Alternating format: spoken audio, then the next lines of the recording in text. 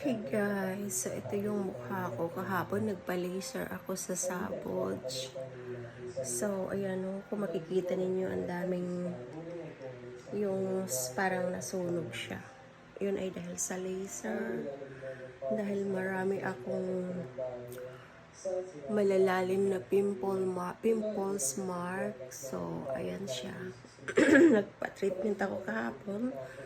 So, tingnan natin sa susunod na mga araw kung ano yung kalalabasan niya sa laser.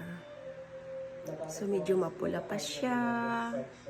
Tsaka yung ditong side ay sunog. So, yun lang. Tapos, nagpa 5G porcelain din ako para sa underarms.